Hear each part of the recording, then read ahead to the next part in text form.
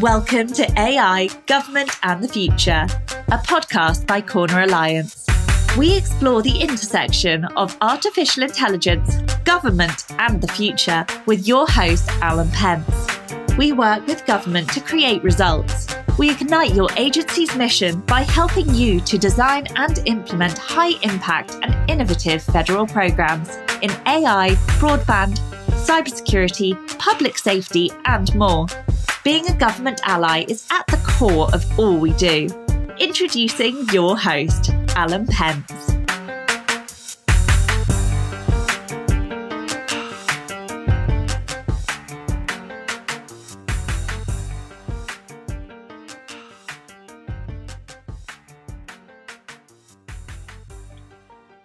Hey, welcome. Joining me today is Arshad Hisham, the founder and CEO of inGen Dynamics. Arshad is an internationally recognized serial entrepreneur. He's an engineer and inventor with a pretty robust academic background. He's got degrees in business engineering projects and an MBA in entrepreneurship and finance from Cranfield School of Management over in the UK. So he's got a lot more degrees and letters after his name than I do. And he's worked with companies like IBM, Toyota, Volvo, Citibank, as well as Government of Australia and Greece. And he's been instrumental in shaping the trajectory of hardware automation and enterprise software. And really, he's a huge expert in robotics and AI, and that's what we're going to be talking about today is a combination of this. So welcome, Arshad. Welcome to the podcast. Appreciate you coming. So tell us a little bit, just to get started, tell us a little bit about, you talk about sort of a phased approach to robotics or to your product line. So give us kind of like a quick overview of what you guys are offering and how that, and kind of the use cases those offerings have. Sure. First of all, thank you, Alan, for inviting me on the talk. It's a pleasure to be on the call. And we live in a very interesting time. So I do get invited every other day to some of the talks because obviously AI and robotics has caught everybody's attention. And I think we live in a very interesting time. And you just heard a bit of my background. Probably what I've not publicly written in a lot of places is that I'm a big science fiction fan. I like Asimov, Battlestar Galactica. So I think, and one of the things that I want to do. I just watched episode 4 of Foundation last week. Yes. Oh, nice. I think you should read the book. The book is. I did. The book is way better. You should read the book. I think it's a compressed version. So I think, and one of the things that I want to do very early on, and one of the reasons I became an entrepreneur, is to bring a lot of the science fiction to reality. It's kind of what drives me, to build all these companies on a money thing, right? So I think it's been an interesting journey, and this is my 5th company, and I've started a hardware automation company. I've done an ERP company, some with a good degree of success, some didn't go well. I guess that's part of the game. But I think when I started the robotics and AI company in 2015, I did come with a lot of experience in hiring, sales, fundraising, acquisition, and I even sold one of the companies to a large conglomerate. So I think there was a lot of that experience. So, the thing with robotics and AI is that it's extremely hard to build a company in robotics and AI. And that's where I think this phased approach, the modular approach, are not just buzzwords. It's essential for you to have meaningful progress as a company, right? You can't just say I can give a hypothetical example. I don't believe in saying that we'll build a humanoid and invest $50 million and wait for 6 years before we do anything. So the modular approach and the phased approach, the difference is that we have less complex, simpler form factor with immediate needs. For example, elderly care. There is an immediate need in elderly care. Restaurant robots, severe shortage in restaurant labor force all across North America, right? Clear need. So you have simpler form factor where there's a clear need, and the phased approach means rolling this out in a phased manner and slowly increasing the complexity and targeting more complex use cases as we grow. So this is kind of a crux. And if you think about it, it's really common sense, right? Why would you not do this, right? This is the right way to build a business and build a product out. You don't want to kind of create a very fancy robot, there's so many applications, and you kind of end up being out there. So I think that's the crux of it, and it's modular. And by that we mean that the mobility unit, the top part, can all be interchanged. So we have an ecosystem, right? And again, this is coming in from the complexity of hardware. So hardware is notoriously hard to build. Okay, hardware is hard to build. So it makes sense to reuse and a lot of the structure that you build in different form factors, which is what you've done. And that's actually the right thing to do in building out robotics product. And similarly with AI, I think we have an origami AI platform, which we've developed since 2015, right? And that's running and powering all our products. So it's kind of getting better, more intelligent, and looking forward to the future is going to power our rover and humanoid as well. So this is kind of our vision of how we kind of progress with the products and how we kind of get to the next steps. Yeah, I think it's been an interesting journey. So yeah, I mean, I would say, Alan, I think the phased approach and the modular approach is basically common sense. I mean, that's the right way to go about introducing complex products to the market, unless you have a lot of investor money to burn. So then it's a different story. You can take a punt on it. Well, it sounds like you might have a little bit more than you used to. So we just saw that you've got a commitments up to $150 million during what everyone's saying is a VC drought. Although I guess AI is a bright spot there. But congratulations on that. That's tremendous. Thanks, Alan. Thank you very much. Yeah, but I think pretty much. I think we have. I mean, one of the fascinating things with inGen is that the Q1 of this year, all our previous investors doubled and tripled their commitment. So This is kind of a fascinating thing for the company because we have, and even our retail investors who participated in 2017, I just got an email from one of our early investors saying that he wants to invest. How do they put money, right? So we just have people clamoring to jump in the bandwagon. But I think a lot of that has to do with the AI buzz, the ChatGPT, the prevalent, all the AI buzz going on. But I also believe, as I mentioned to you earlier on, we didn't pivot to an AI company. We started in 2015 as a hardcore AI and robotics company when it was a very uncool thing to do. Okay, so nobody even looked at us a second time. Yeah, exactly. So you guys kind of started with the platform, right? Which is origami. It's called. That's right. So that's an AI platform for robotics, and then started building actual robots on top of that. So. From what I saw, first was kind of a stationary robot with an interface that can interact maybe in an elder care home, remind you to take your medication, and then that you're going to make that module mobile, right? So it can move around and talk to people. And then what comes after that, do you see?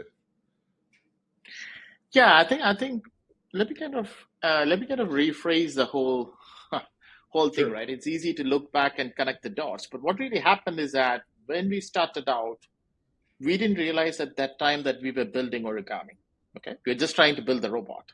So we ended up creating a lot of the core components required for a platform. And even the word origami has a good backstory. So you know what's origami, right? It's your paper thing that you create So I think there's a reason we call it the origami platform is that our platform is like you can actually repurpose it to different shapes and verticals. So you kind of take the modules, recreate it. You can roll it out on healthcare. You can roll it out on elderly care. So it's kind of a reason that we called it origami. So when we started out, we did not know that this will become a prevalent platform. We were trying to create our core robot platform. Then we started building AI modules for it. We started building hardware products for it. And along the way, we realized that there were takers for the AI modules. So we then spun out the AI module and started selling it, right, as software. And then I think the product, we were part of a prestigious accelerator called Plug and Play in Palo Alto. It's one of the top 5 accelerators in the US. So there we got feedback from Johnson & Johnson, Pfizer, a lot of inputs on how a healthcare use case would look like. So we kind of pivoted. And along the way, the origami platform got built, right? So this is kind of a journey, and I'm pretty sure most of the successful companies didn't know how they will end up in 8 years when they started. So it's similar to us, right? It was kind of an evolving story. We got feedback from the market. feedback from the R&D, and we kind of reached at a point. And then I think in 2020, we realized that origami is a core of our company strategy, and it's not only for our products. We had other partners, external companies who want to use it as well, right, from a commercial perspective. And that's when it really occurred to us that this is a core asset of the company, and this was going to drive the company forward. Oh, fascinating. That's really cool.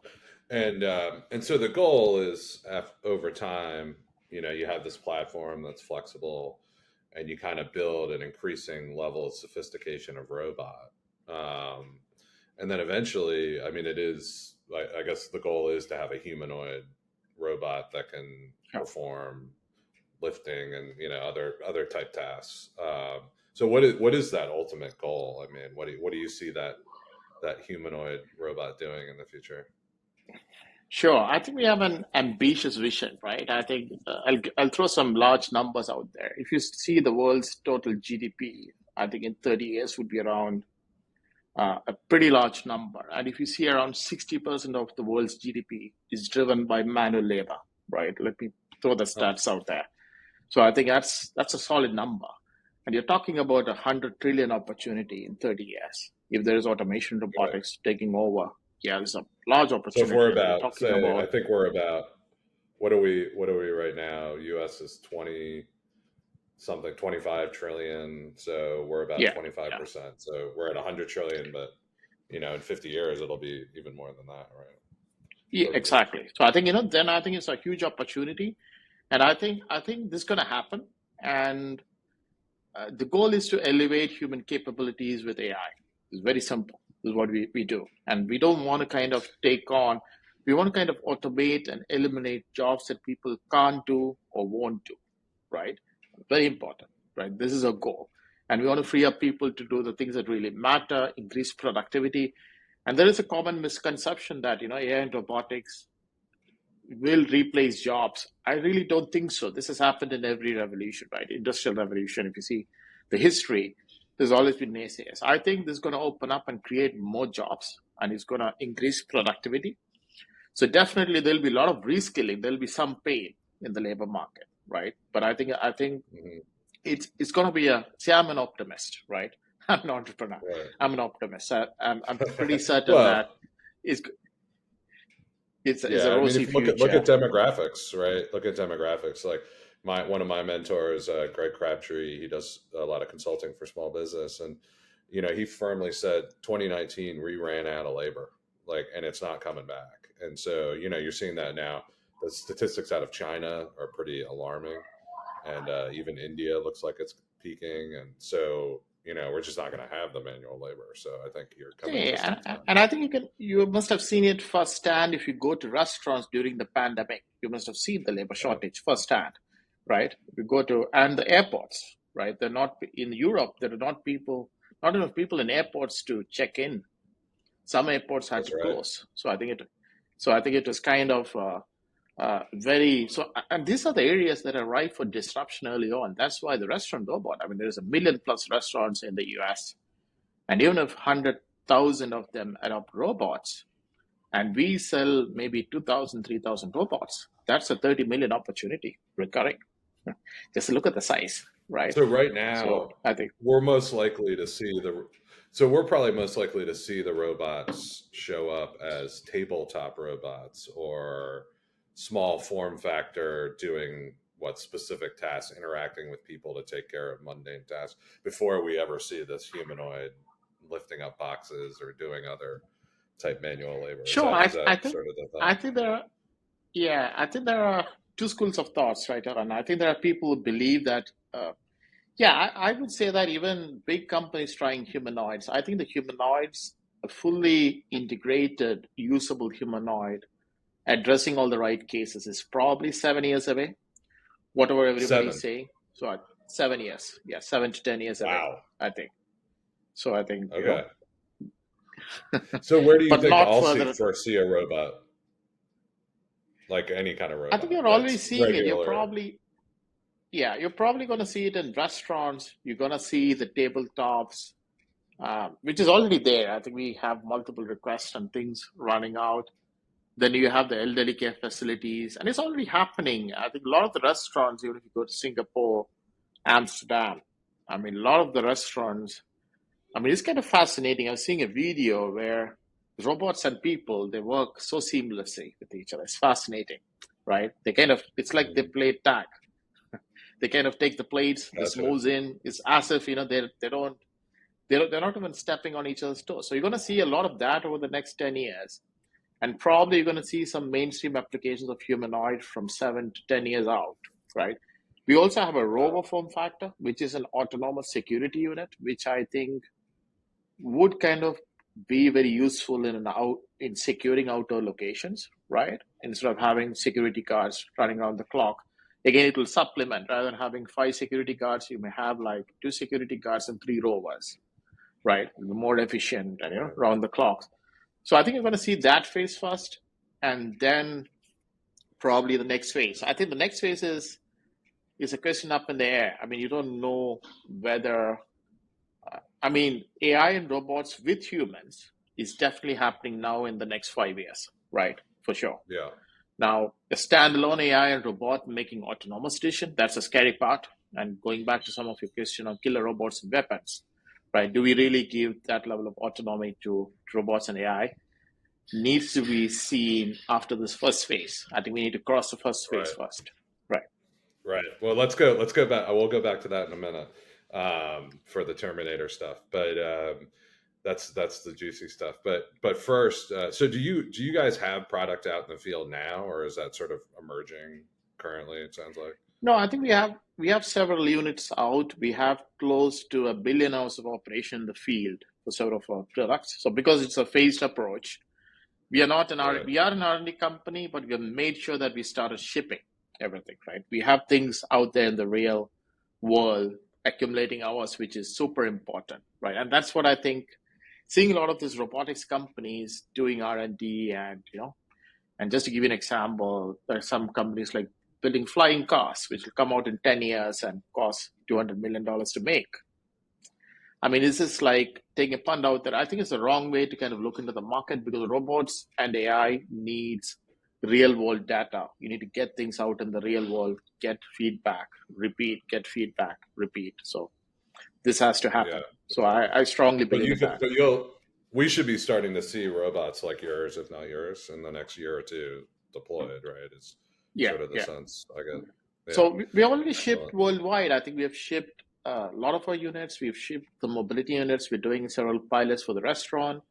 So yeah, I think a lot of activity going on. I think a lot of interest, and people have realized that. I mean, earlier I learned, I think like 3-4 years back, a robot was like a fad, right? It's kind of a cool thing to have in a restaurant or a shop where people can come and say, "Oh, it's so cool. It's an AI or a robot." But now they have a real use case for it, which is what is changing, right? They're seeing the value. They're saying, why we should spend money on it, because you're going to get a 2x, 3x return on investment in 6 months. So that's becoming very clear to people now, the business. So I think it's a good time. Yeah, that's picking up. My sense is once you get a restaurant chain, a fast food, or these fast casual, like once you show that savings and the ability to have maybe 1 or 2 people rather than 10, it's going to go like wildfire, right? Absolutely. And I think there's a lot of room for a lot of players. Not only us, even if like there are 10 players, I think there's a lot of room for everybody. And there's the beauty of the emerging AI and robotics evolution. No more people at Applebee's, I guess. But let's go back to the scary part, right? So you kind of are at the intersection of what everybody's worried about, which is AI, autonomy, and robots. So what are your, and obviously this podcast focuses a lot on government. We talk about regulatory issues. So, I mean, what are you hearing and what are you thinking about, the dangers of this? You kind of mentioned a little bit like, hey, we need to see how this goes with this next phase where we have tabletop or maybe, limited mobility robots. But what are people thinking and talking about in that field? Sure. I think the first thing I would like to add that we take this seriously, right? I think with everything that's being developed, we need to understand what you're dealing with. So we have actually appointed a very seasoned expert on AI ethics and responsible innovation. I think her name is Dr. Revit Totan. She currently co-chairs the ethical research at University of Pittsburgh. She's been involved. She's frequently quoted by TechCrunch and New York Times on a lot of AI and ethics articles. So we've been working with her to formulate some of the core tenets, right? And some of the things, again, there's kind of a low-hanging fruits here. Like there are things like control problems. There are things like data privacy issues, right? There are things that we need to kind of address bang on. I think the control problem is one that could potentially blow up as the killer robot problem, right? The control problem means that if you take an algorithm of a robot or an AI product, what level of autonomy? I mean, what are the points in the algorithm where it makes control decisions, right? And do we need an oversight? So if you kind of intercept these points and have an oversight in each of these points, you could de-risk it to some extent, right? So you won't let the AI product or the robot to make this control decision until you get an input from a real human, right? And I think that's required. So I think, and especially even in things like elderly care, or, there is a legal requirement from the FDA to kind of have this also human in the loop, right? So I think control is pretty much an important part of preventing a potential problem. And I would say that Hollywood tends to glamorize killer robots, right? Hollywood loves killer robots. So if you're talking about Terminator, Battlestar Galactica, but I think the bigger problem is what I call a paperclip maximizer scenario. It's a classic example, right? You accidentally trigger it. I don't know if you heard about it, right? You create an algorithm to maximize paperclips, and it just goes offhand, and it ends up converting the whole world to a paperclip by mistake, right? So that's the real thing that we need to be worried about. We may accidentally trigger one of this. And for the AI doesn't have emotion. It just goes about doing its job efficiently, right? It's just like if you're building, it's like when you are crossing the road, you see an anthill, you step on the ant, but you don't actually like or hate the ant. It's just inconsequential to you. I don't want to put it like this, but the thing is that this is how an AI would look. I mean, AI doesn't hate or love you, but it's just inconsequential. You're just a barrier to this core objective, right? And that's the risk. So we're going to hit the paperclip maximizer first before we hit any doomsday scenarios. And any doomsday scenario would be an evolution of the paperclip maximizer scenario. This is the way I would look at it, right? But there is a real risk. I think, you're playing with fire.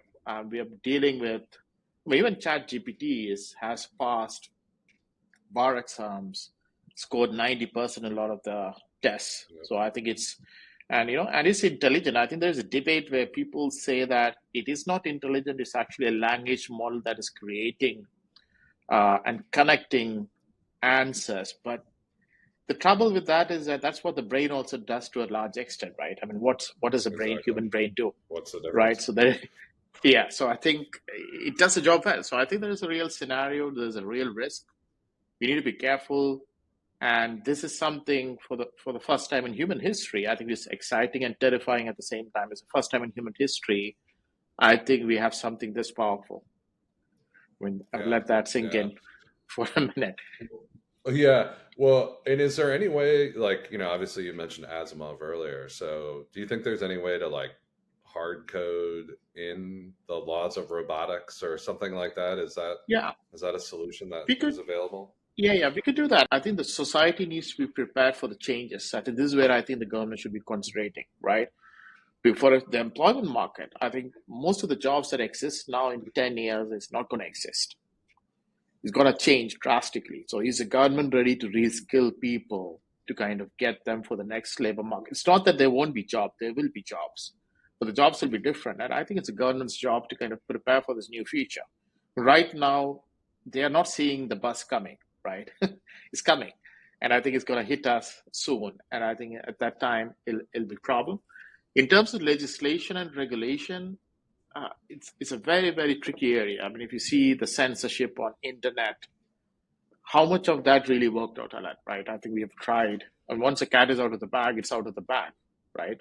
There is limited things you can do. I mean, right, tomorrow, if the United States and the EU decides that they're going to ban AI research, what difference do you think it's going to make, right? It's going to still continue in corners of the internet and corner labs, and it's going to still make its way out of the labs. Longer, but yeah.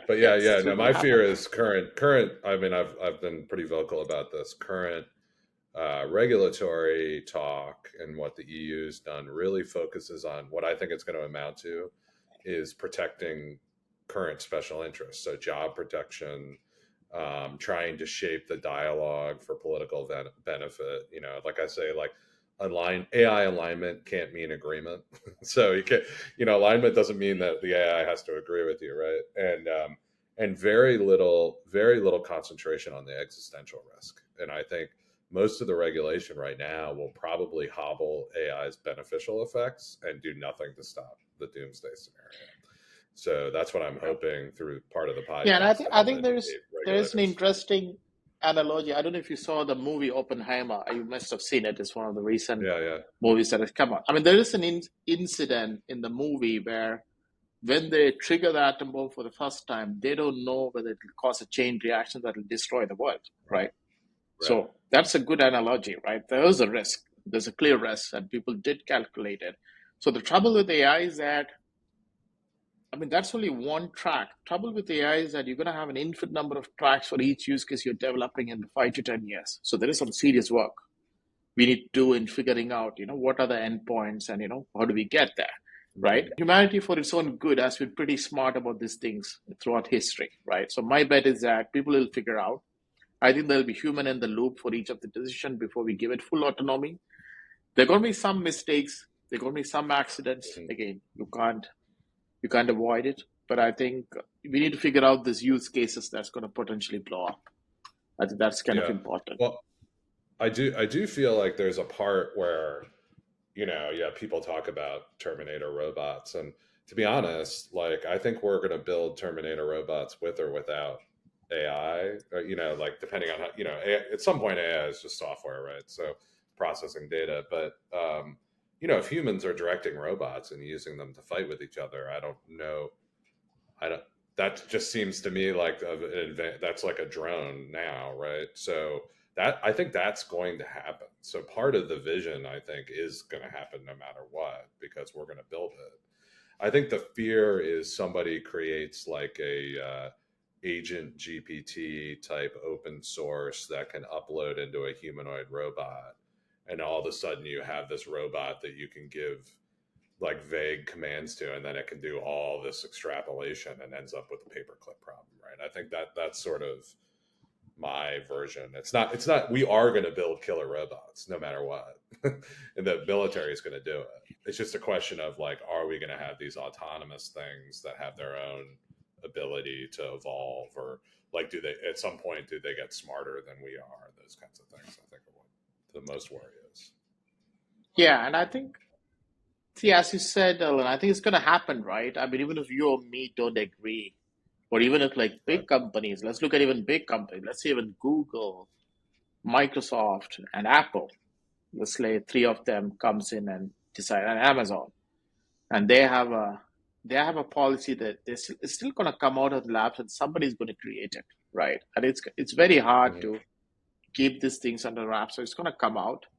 Yeah, and that's my whole angle with the company, right? If you can't prevent many of the things, you might as well as join the race and probably try your best to make a better outcome for all of us. So this is the way I think you listed your potential humanoid robot as 5'4", so I was glad that you made it shorter than I am.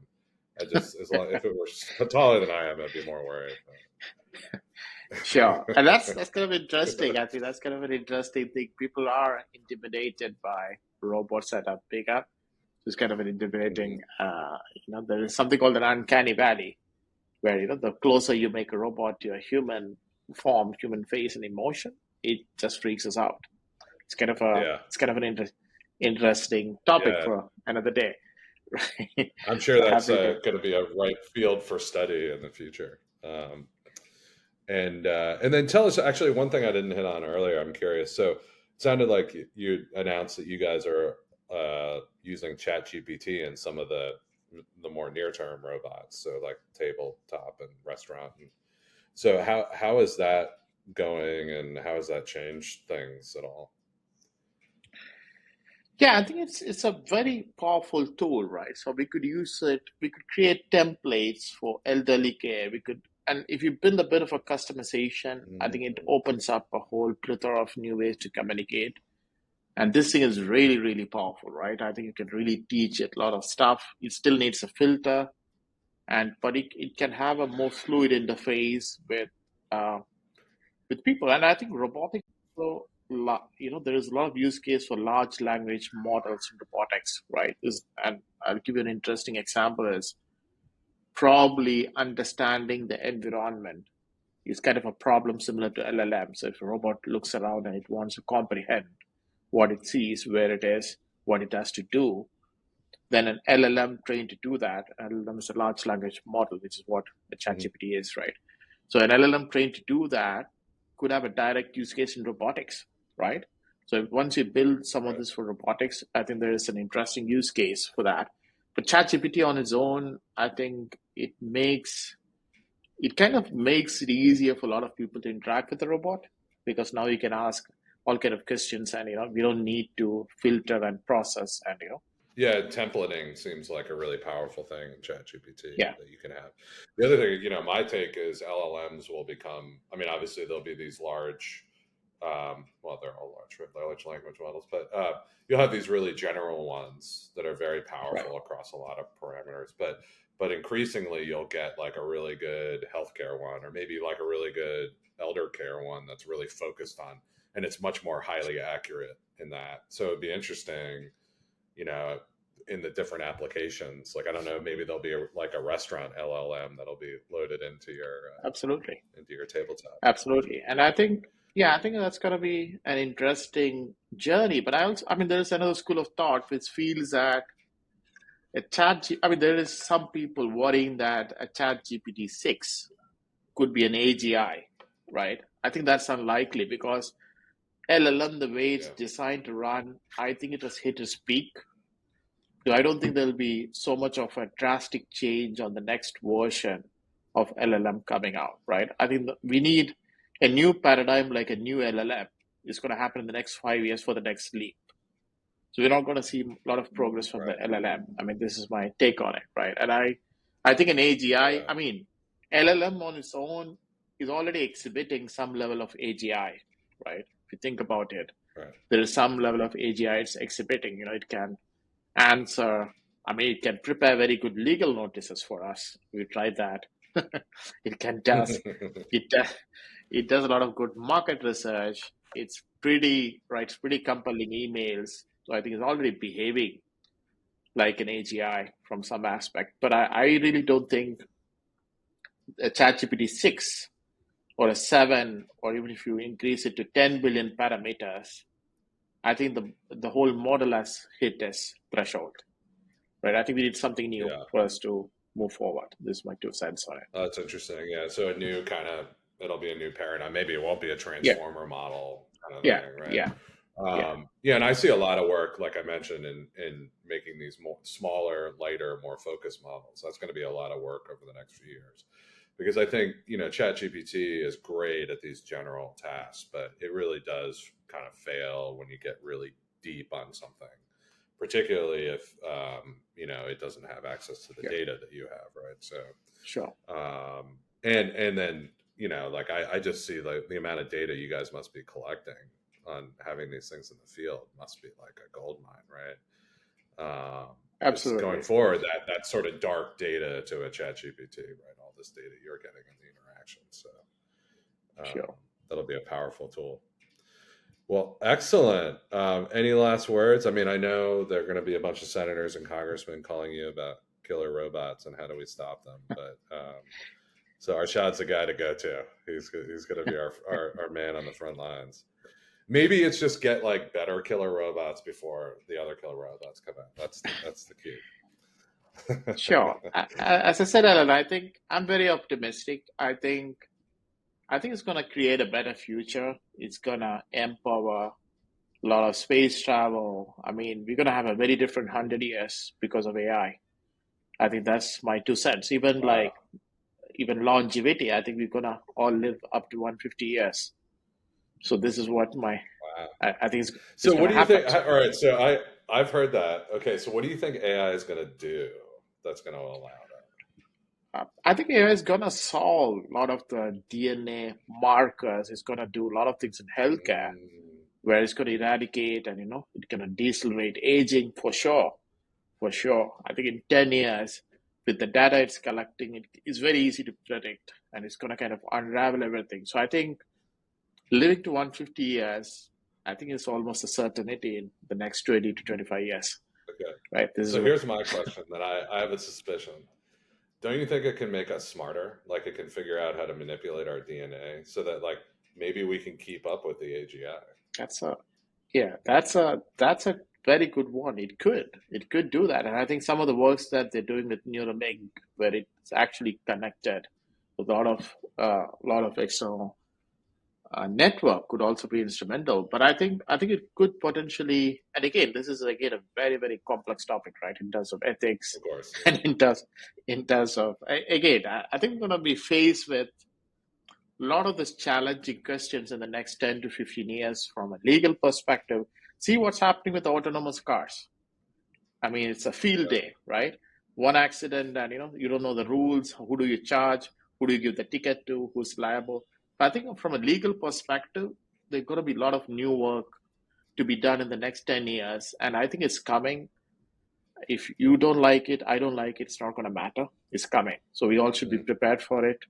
And I'm pretty certain that it'll be for the positive betterment of humanity, for sure. I mean, that's excellent. 2 cents. That's a great vision.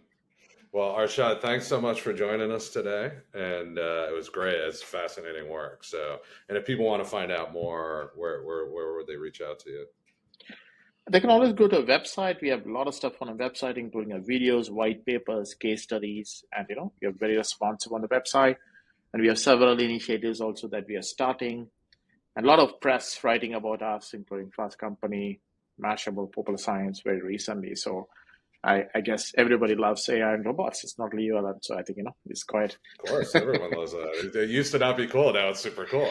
So we'll put some of that in the show notes, and that's inGenDynamics.com, right? For someone who wants to check out the website. But so thank you, Len. Thank you very much for having me. Thank you very much. Appreciate your time today, and you have a good one. Okay.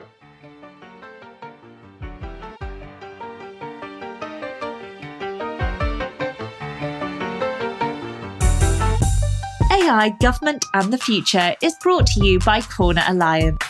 To find out more about Corner Alliance and how we work with government to create results, visit our website at corneralliance.com. And then make sure to search for AI Government Future in Apple Podcasts, Spotify and Google Podcasts, or anywhere else podcasts are found. And click subscribe so you don't miss any future episodes. On behalf of the team here at Corner Alliance, thanks for listening.